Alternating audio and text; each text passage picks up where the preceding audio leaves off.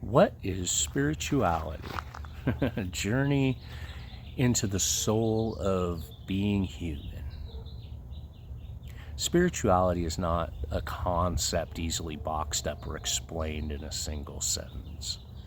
It's fluid, it's felt, it's awakened in quiet moments under the stars and the ache of loss, in the stillness of meditation, and the fierce joy of connection. Spirituality is the heartbeat beneath religion, the whisper behind intuition, the energy pulsing through all living things. It's not a belief system, it's a relationship with life, with self, with something greater. Hi friends, I'm Scott, and I welcome you to be one with me as we journey together to be the best we can. I make content on expanded consciousness and spiritual solutions for the mind, body, and spirit. In this video, we're going to explore what spirituality is, not just as an abstract idea, but as a lived experience. It spans history, culture, science, and soul. Let's explore the evolution of spirituality and spiritual thought, the differences between religion and spirituality, the language of energy and consciousness, and how everyday practices like breathwork, silence, service, nature immersion can open portals to the sacred.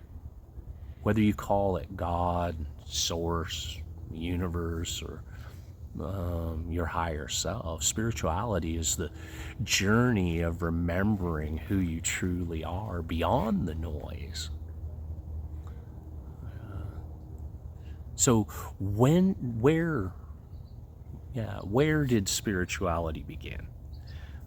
Spirituality has always been part of humanity's story. Long before organized religion, early humans danced around fires and spoke to the sky, honored the elements, and lived in rhythm with the land. These primal rituals weren't entertainment. They were communion. They were about honoring the unforeseen forces that gave and took life. As civilizations formed, these spiritual instincts were woven into cultures and belief systems. In ancient India, the Vedic scriptures describe the Atman as an eternal soul connected to the Brahman, the infinite consciousness. Indigenous traditions spoke of spirit animals, ancestors, and the Great Spirit.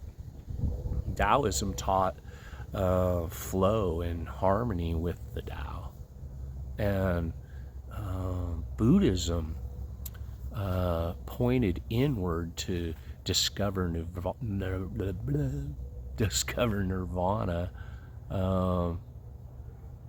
not in heaven, but in releasing attachment here and now.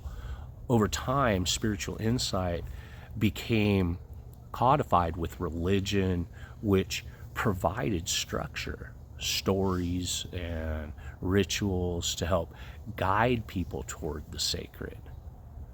But the essence of spirituality always remained a direct personal connection to something greater within and beyond. It's common to hear people say, I'm spiritual, not religious. This distinction matters, especially today when institutional religion has lost trust for many.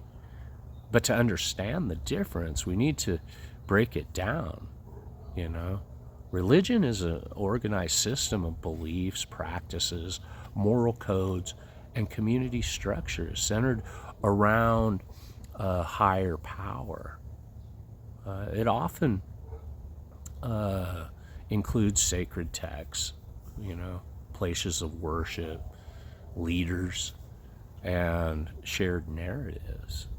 Spirituality, on the other hand, is about the inner experience,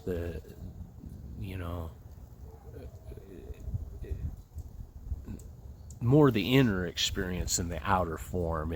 It doesn't require a church, a temple, or guru.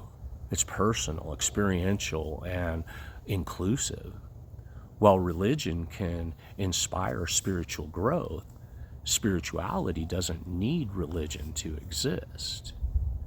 You can feel deeply connected to the divine while sitting in silence, walking barefoot on the earth, or holding someone's hand in their grief.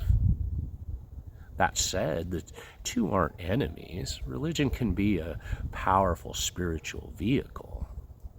The teachings of Jesus, the wisdom of the Bhagavad Gita, the rituals of Judaism, the poetry of Sufi Islam, all of these have sparked profound inner transformation for countless people.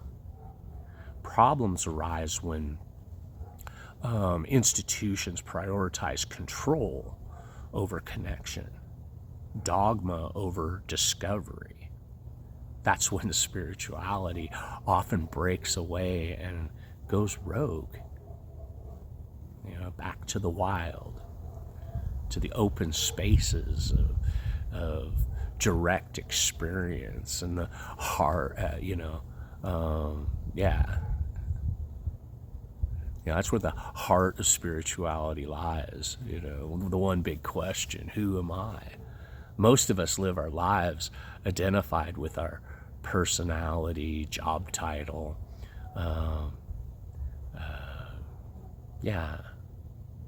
But these are surface layers. Spirituality calls to a deeper self. You're more than just your thoughts. You're not your trauma. You're not your body. You're the one who is aware of these things.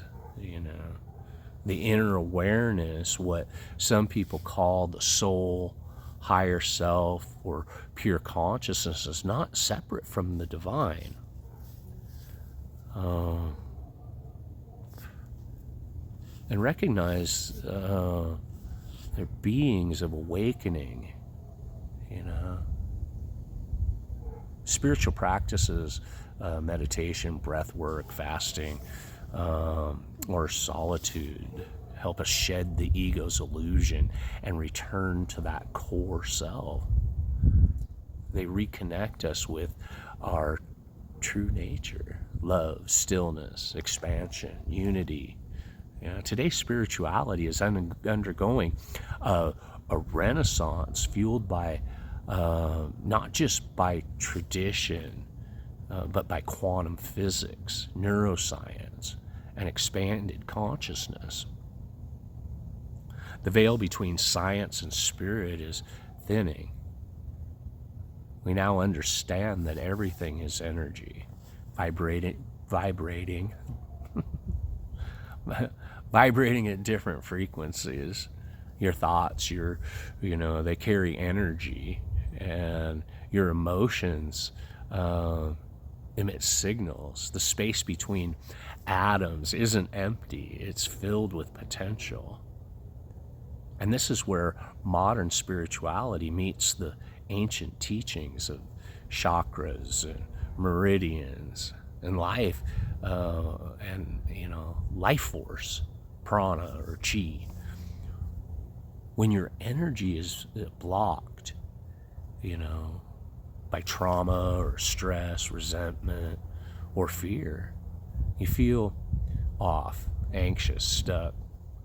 But when your energy flows freely, you feel aligned, open, joyful, grounded.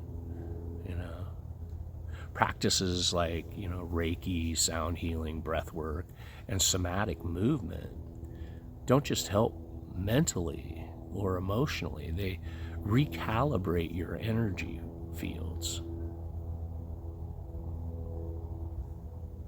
Consciousness is the next frontier. It's not just brain activity. It's a field in which all experience happens. David Hawkins, in Power versus Force, introduced a scale of consciousness mapping states like shame and fear and apathy at the lower end, and love, joy, peace, enlightenment at the higher. As you rise in consciousness, God, your perception shifts. You feel less like a separate self and more like a wave in the ocean of existence. Let's talk about the pathless path. There's no single way to walk the spiritual path. There are no maps to apply to everyone. No one-size-fits-all instruction manual. Spirituality isn't about fitting into a mold. It's about discovering your own rhythm with the sacred. That's why it's often called the pathless path. Instead of being confined to strict structures, it invites you to experiment, to explore, to find what awakens your heart and aligns you with truth. Have you noticed how certain practices seem to call to you at different times in your life? That pull is not random. That's an invitation to step into new areas, new doorway, and discover a piece of yourself waiting there. So what kind of practices, help, ground your spiritual experience? One of the most universal doorways is meditation. To meditate is to rest in stillness, to listen, and to watch the mind's chatter without judgment. At first, it may feel impossible. Your thoughts race, your body fidgets, your attention wavers. But over time, meditation becomes less about stopping thoughts and more about seeing that you are not your thoughts at all. Imagine sitting quietly, breathing, and suddenly realizing that behind the storm of mental noise is a vast, spacious sky. How often do you give yourself permission to simply be without needing to do or fix anything? Meditation trains us to live in that space of awareness, to meet life from clarity rather than reactivity. Another powerful doorway is breath work. Breath is life, and yet most of us barely pay attention to it. When you bring your awareness to your breathing, whether slowing it down, deepening it, or using specific patterns, you unlock profound shifts in your body and spirit. Breathwork can help release trauma stored in the nervous system, clear anxiety, and open access to higher states of consciousness. Think about how your brain, or how your breath and your brain changes your brain. And when the changes, it'll change, when it changes when you're angry or scared or peaceful. Can you imagine what would happen if you learned to guide your breath instead of being carried by it? What old weight might you finally exhale if you trusted your breath to lead the way? Prayer is another timeless practice that connects us with the sacred. It doesn't matter if you pray to God, Source, the universe, or your higher self. Prayer is less about formality and more about intimacy. It's a connection from the heart, an honest sharing of gratitude, longing, or pain or hope. Sometimes prayer is a cry for help. Other times it's a whispered thank you. Prayer, we remember that we're not walking through this path alone. Do you allow yourself to be vulnerable in prayer, to speak from your soul rather than from your mind? What would you say if you knew you were being heard by something infinitely loving? For many, journaling is a sacred tool of reflection, writing down thoughts and feelings and insights. It helps untangle the knots within. It's like holding a mirror to the soul. Journaling is about not being about being polished or perfect. It's about a way to journey, to capture your revelations, to release emotions that might otherwise stay trapped inside. When was the last time you wrote without editing? The truth might spill onto the page if you just gave the inner voice the space to speak. Then there's a deep medicine of nature immersion, stepping into the fresh air, touching the earth, and watching the cycles of life unfold. It reminds us that we're part of belonging. Nature heals by simply being. Trees don't do anything other than be trees. Rivers don't apologize for flowing. The natural world teaches us presence and resilience and balance.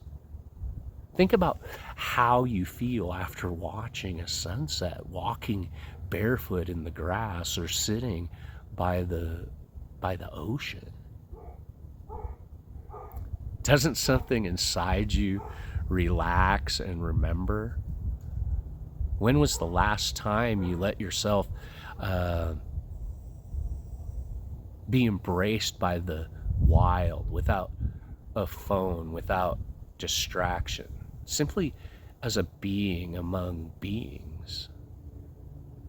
Sacred ceremony is another powerful pathless doorway. Humanity's always gathered in ceremony to mark transitions, honor the unseen, and deepen connection. Sweat lodges, cacao ceremonies, fire circles, moon rituals, all serve the same purpose, is to remind us that life is sacred. In ceremony, we move beyond the ordinary and touch the extraordinary. We set intentions, release old burdens, and calibrate transformation. Do you have ceremonies in your life that mark your growth, your grief, your gratitude? How might your soul feel if you gave yourself permission to honor these turnings, with the sacred instead of rushing past them, And finally, we get to the simplest, most profound practice of all, is gratitude, presence, to be here now, to savor this breath, to notice beauty and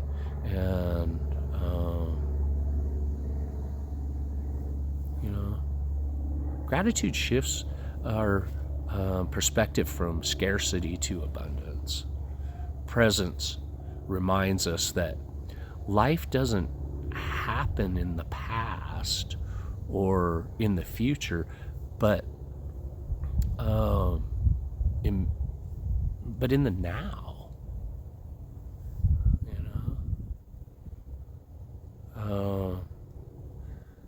That everything is already good. It's already whole. Can you practice gratitude just when it feels easy or in moments of challenge? Seeing even the struggle, is a teacher. Each of these doorways, meditation, breathwork, prayer, journaling, nature immersion, ceremony, gratitude, opens the vast connection to the spirit. None of it has a defined right way. Paths are different for everyone. It's something entirely unique that only you discover the beauty of the pathless path.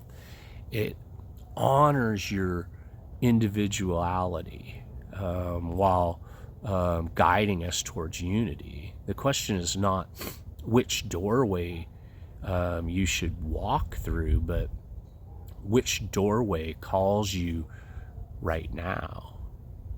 Where is your spirit nudging you? Where's it nudging you to begin? Each person's path will look different, and that's the beauty of it. Spirituality is not all light, incense, and good vibes. True spirituality invites you to the shadow, into grief, rage, emptiness, fear, and ego death. It's about integrating, not bypassing the full spectrum of human experience, but integrating it. Suffering often becomes the gateway. When life brings loss, breakdown, betrayal, illness, it shatters our illusion of control. That's when the soul steps in. That's when you start asking deeper questions. That's when the spiritual path calls. Carl Jung said, one does not become enlightened by imagining figures of light, but making the darkness conscious. Shadow work, the honest facing of your wounds, patterns, and projections, is essential to authentic spirituality. It turns pain into power. It heals generational trauma, and it awakens compassion.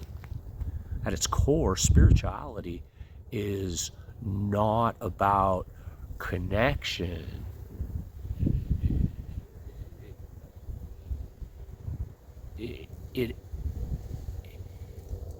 It's finding a deeper connection. You're a connection with everyone and everything, plants, animals, the stars, the strangers. And when we awaken spirituality, we start to feel that web. We stop competing and start collaborating. We treat others as sacred. We see ourselves in the eyes of the other. The shift from me to we is not just poetic, it's necessary. Our planet, our communities, and our inner selves are yearning for unity over division. Spirituality isn't just about inner peace, it's also about collective healing. When one person raises their vibration, they help raise the field for all. Today's spiritual movement is about shifting. It's about looking to distance ourselves from external sources and to live in our sacred space. The invitation is to be fully human and fully divine, to bring wisdom into the way we eat, love, speak, work, and even interact online. Instead of escaping the world, we're learning how to infuse it, infuse it with love. Can you? Your presence, your actions become expressions of your soul. And the way this shows up is in mindful consumption. Everything you take in, whether it's food, media, or material goods, carries energy. To consume mindfully means to choose with awareness, gratitude, and responsibility.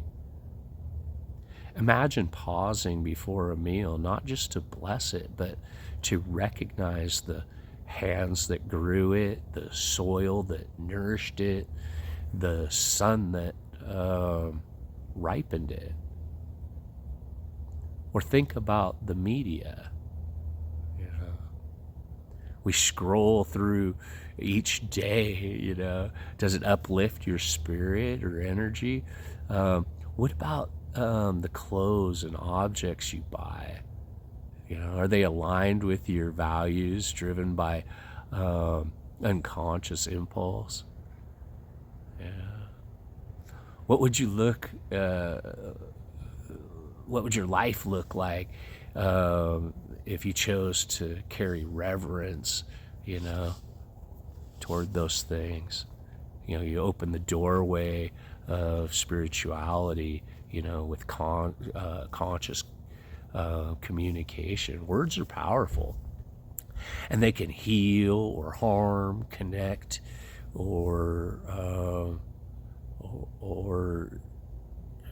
send us in a different direction. By choosing presence and honesty over performance transforms the way we relate to each other. Think about the last conversation you had where you truly felt where you truly felt seen and heard. Did it feel sacred? Was it even about something ordinary? you know?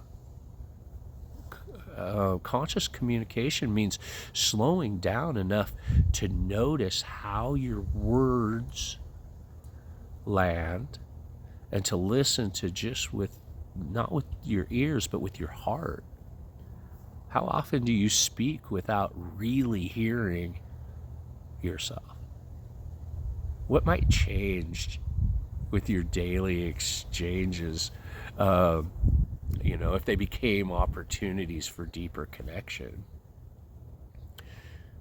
Then there's the energy of hygiene, something most of us were never taught but desperately need. Just as you bathe to clean your body, you also need to cleanse and protect your energy field. Old patterns, toxic relationships, or environments heavy with negativity can call you, and cleansing your energy is learning to set boundaries, practice grounding, and clearing your space with intention and protecting your energy from being drained. Think about the people or situations that leave you feeling exhausted. Do you give yourself permission to step back, to say no, to recharge? How might your life shift if you treated your energy as sacred fuel, not something to be given away careless?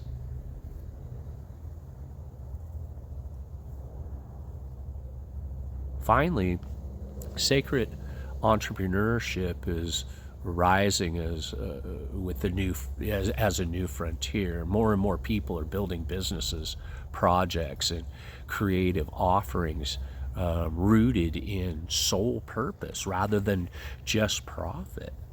Sacred entrepreneurship is about aligning your work with your values, creating ways that serve the collective, and letting abundance flow as natural byproducts of authenticity. Imagine a world where every business was designed not only to make money, but to heal, uplift, and contribute to life's harmony. What dreams would, or talents, inside, are you offering to the world? If you trusted your soul to guide you in your work, you'd find that. This wave of conscious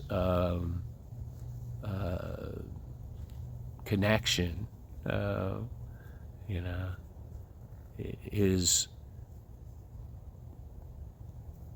it helps to find belonging in this journey. Embodiment means life itself becomes the ceremony, and your actions become your prayers. The question is, where in your daily life are you being invited to embody your spirit more fully? Spirituality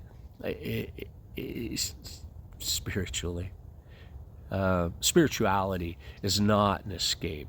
It's embodiment. It's living awake on purpose in the messy, miraculous now. So what is spirituality? It's the part of you that wants to grow, love deeper, heal, and remember. It's what calls you to the mountain, the temple, the journal, the breath. It's the practice of being fully alive and connected to something more than your own story. It's the courage to face your shadow, hold space for others, and walk through, with intention, compassion, and awe. It's not a destination. It's a homecoming. There's no right way to define spirituality. It's not a checklist or a label. It's a living, breathing relationship with your soul. The earth, the cosmos, and the present moment. It doesn't require, robes or mantras, just honesty and willingness to feel. If you've read,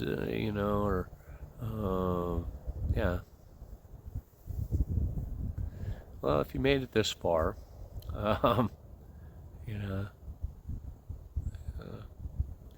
see how you can go deeper to reconnect, if you're already spiritual, you don't have to seek it outside yourself. You are it. The light is already inside you. You are spiritual. And remember, so breathe, and breathe again.